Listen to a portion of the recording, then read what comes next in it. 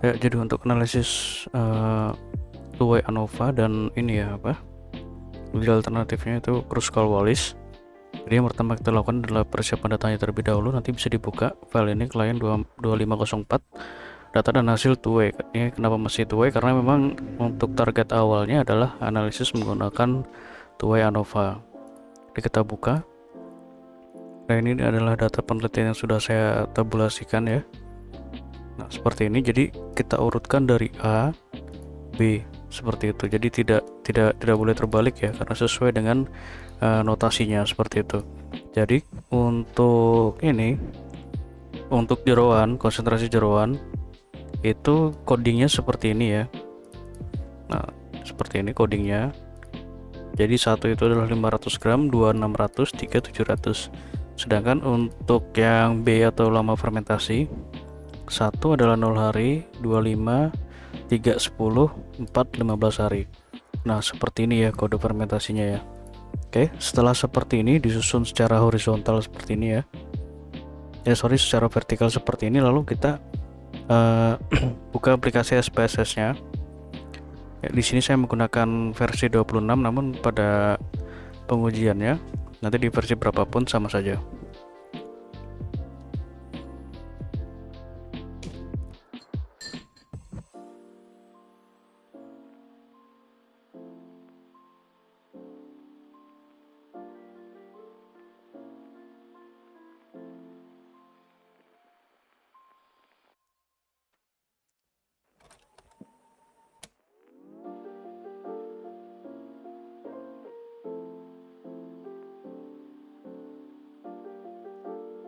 Ya, akan muncul tampilan seperti ini.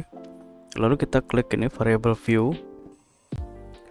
Nah, kita masukkan ini ya, penamaannya ini. Kita copy. Nah, kita copy seperti ini. Lalu paste di sini di name. Kemudian untuk label kita masukkan yang ini. Copy. Kita masukkan sini. Nah, kemudian kita masukkan value-nya ya. Cara memasukkan value-nya seperti ini. Jadi kita masukkan yang A dulu ya. Nah, kita klik value ini, kita klik 1 itu adalah 500 gram.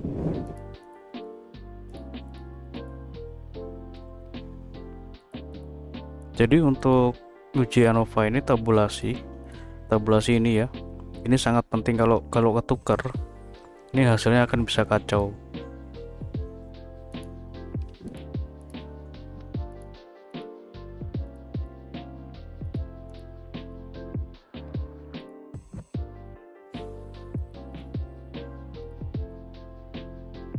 Ya, ini sudah kita masukkan value-nya. Jadi nanti ujinya seperti ini. Jadi ini ada uji univariate descriptive. Jadi univariate descriptive ini diuji langsung dengan uji homogenitas dan uji two-way ANOVA. Jadi deskriptif, homogenitas, dan two-way ANOVA itu merupakan suatu kesatuan ya ujinya.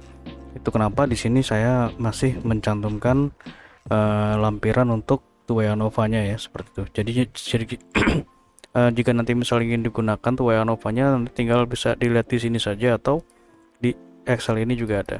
Nah, ini ya. Jadi seperti itu untuk analisis deskriptif. Deskriptif ini dilakukan nanti bersama dengan uji ANOVA. Nah, yang pertama kita lakukan di sini adalah uji prasyaratnya terlebih dahulu ya. Jadi uji normalitas menggunakan metode Shapiro-Wilk. Kenapa ini menggunakan Shapiro-Wilk? Karena data ini tergolong dalam sampel kecil ya. Jadi lebih kecil dari 100.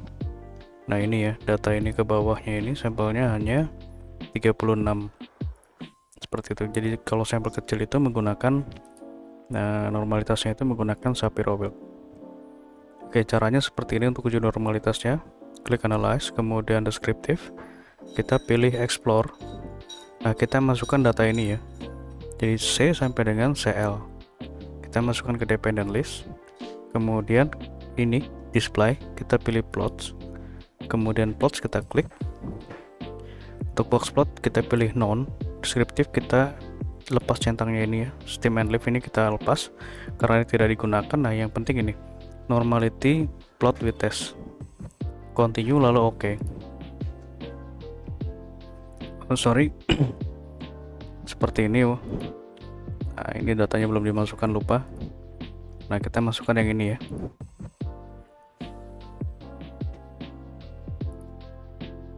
Nah seperti ini, kita ulang ujinya. Deskriptif, explore. Nah ini langsung kita oke saja karena tadi sudah kita pilih ya opsinya ya.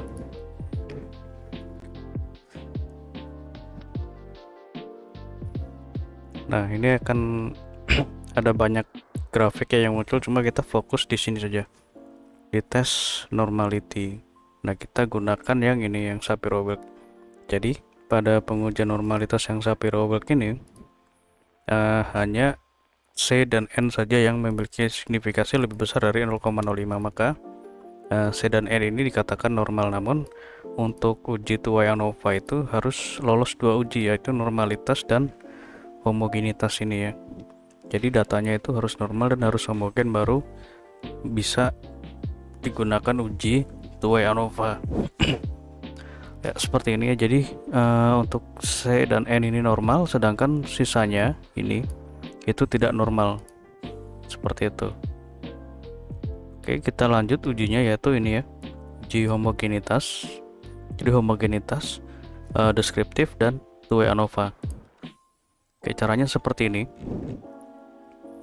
Kita klik analyze, kemudian ini general linear model, kita pilih univariate. Nah kita masukkan ini konsentrasi jeroan dan lama fermentasi, kita blok seperti ini ya. Kita masukkan ke dalam vivexter. Kemudian C kita masukkan ke dependent variable seperti ini. Lalu kita pilih plot. Nah seperti ini. Jadi ini untuk menampilkan grafiknya ya. Post hoc. Oke, kita blok semua seperti ini, lalu kita pilih Duncan. Kemudian option. Nah ini deskriptif dan homogeneity test. Continue lalu oke. Nah jadi ujinya ini satu-satu ya. Nah ini adalah uji homogenitasnya. Jadi yang kita gunakan itu adalah nilai signifikasi dari based on mean. Jadi untuk based on mean ini nilainya itu harus lebih besar dari 0,05. Ini masih lebih kecil dari 0,05, maka untuk data C ini dapat dikatakan heterogen ya. Nah ini adalah uji two-way ANOVA-nya. Jadi kalau misalkan ini terpenuhi ya, normalitas dan homogenitasnya terpenuhi, maka yang digunakan itu ini ujinya, two-way ANOVA dan post hoc menggunakan Duncan. Nah ini karena ini tidak terpenuhi, maka ujinya nanti menggunakan metode ini ya, metode alternatifnya atau metode non parametriknya Kruskal-Wallis seperti itu. Oke, jadi di outputnya itu ada ini, ada deskriptif, ada homogenitas. Nah untuk deskriptif ini nanti di copy saja seperti ini, dan ini berlaku untuk uji yang lainnya. Di copy lalu kita bisa paste di Excel seperti ini supaya lebih mudah kita interpretasikan. Nah seperti ini ya contohnya. Nah ini adalah deskriptif. Jadi deskriptif ini menjelaskan ini ya. Nah jadi konsentrasi jeroan yang 500 pada hari ke-0 itu rata-ratanya adalah 0,693. Yang 500 pada hari ke-5 rata-ratanya adalah 1,17, dan ini adalah standar deviasinya. Seperti itu untuk yang deskriptif. Kemudian untuk yang homogenitas ini ya. Nah kita lihat nilai signya.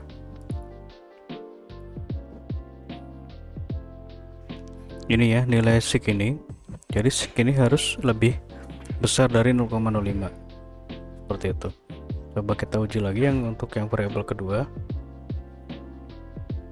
General linear model univariate. Nah ini saya kita keluarkan, kita masukkan n. Nah ini ya Ini masih heterogen untuk yang N.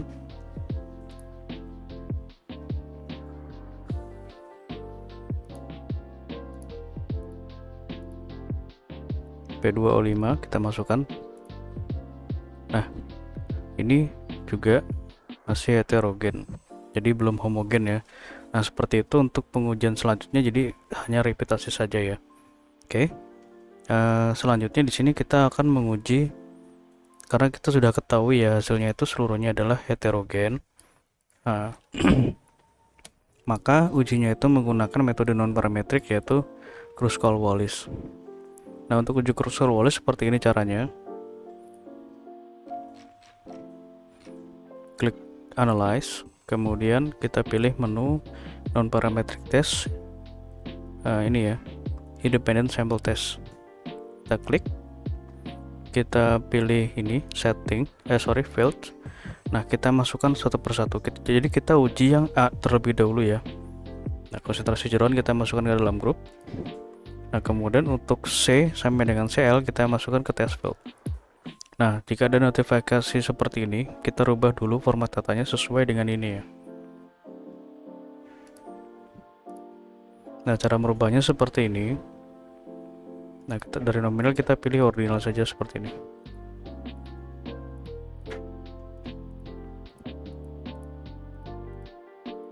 Oke, kita ulang. Nah, ini sudah bisa dimasukkan. Kemudian kita pilih setting, kita pilih customize test, kita pilih ini ya, Kruskal-Wallis, one-way ANOVA, case sample. Seperti ini, lalu kita klik run.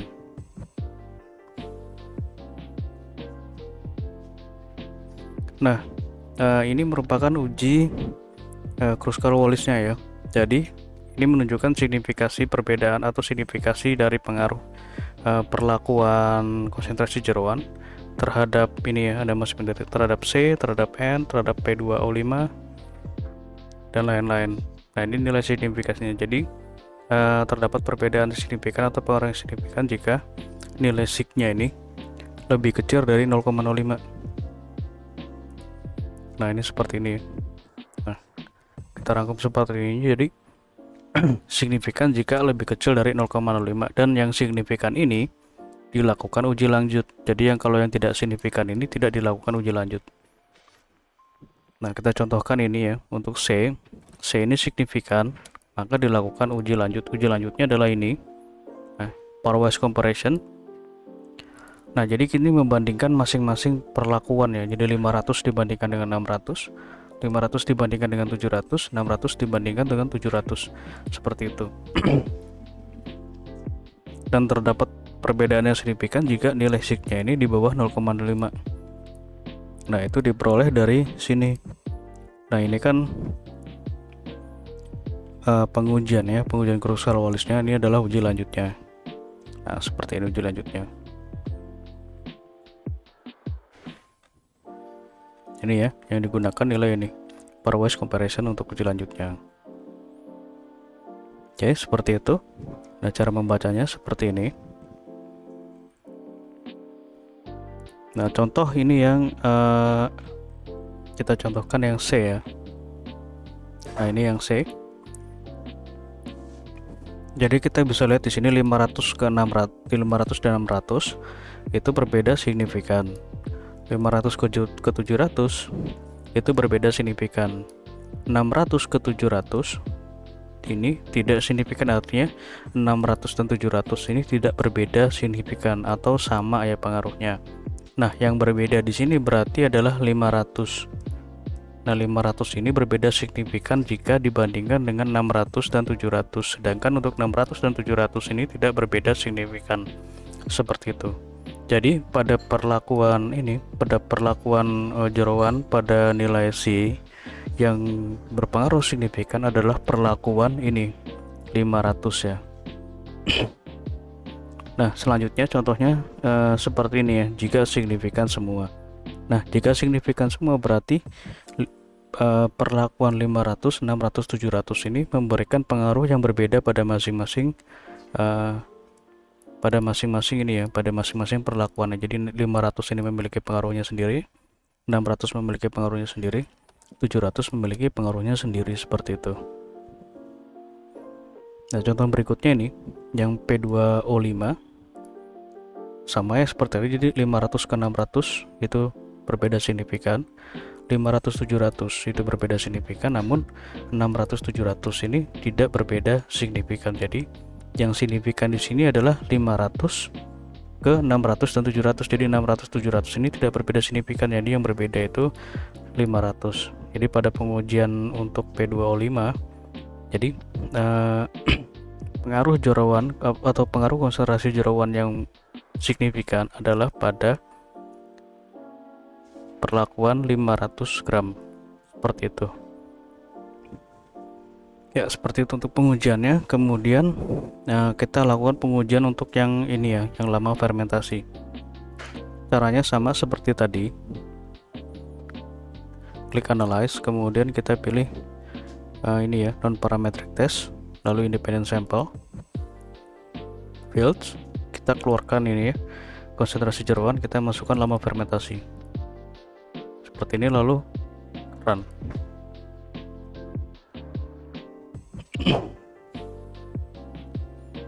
Ya, ini adalah hasil rangkumannya. Jadi yang berbeda atau berpengaruh signifikan itu pada nilai ini ya, Na dan Cl seperti itu. Nah, kita cari. Nah, ini ya Na. Nah, ini Na dan Cl.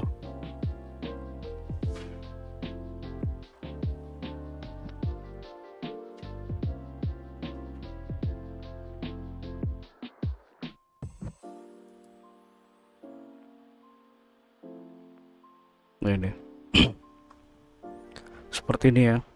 Nah, jadi kita lihat untuk interpretasinya sama seperti tadi ya. Jadi yang dilihat itu adalah nilai sig-nya. Jadi untuk yang tidak signifikan ini ya, yang tidak signifikan ini tidak dilakukan uji lanjut. Jadi yang dilakukan uji lanjut itu hanya yang signifikan saja. Nah, untuk yang lama fermentasi ini kan ada 4 ya. Ada 4 atau ada 5 nih? Ada 4. Jadi sama seperti tadi untuk uji lanjut pairwise comparison ya. Jadi 10 dan 15 itu tidak berbeda signifikan ya. Nah, ini pada 10 ke 5 hari itu berbeda signifikan. Nah, seperti ini, berbeda signifikan ya. Artinya 10 dan 5 ini memiliki pengaruhnya masing-masing. 10 ke 0 itu berbeda signifikan, 15 ke 5 tidak berbeda signifikan, 15 ke 0 tidak berbeda signifikan, 5 ke 0 ini tidak berbeda signifikan. Jadi yang berbeda signifikan di sini adalah 10, 5 dan 0 seperti itu.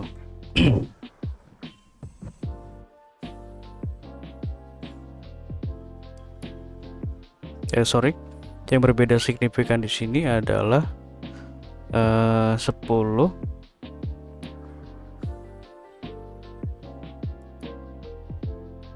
5 dan 0 ya. 10, 5 dan 0 ini adalah yang berbeda signifikan. Jadi jika 10 dengan 15 itu tidak berbeda signifikan, 10 dengan 0 berbeda signifikan. Nah, ini ya.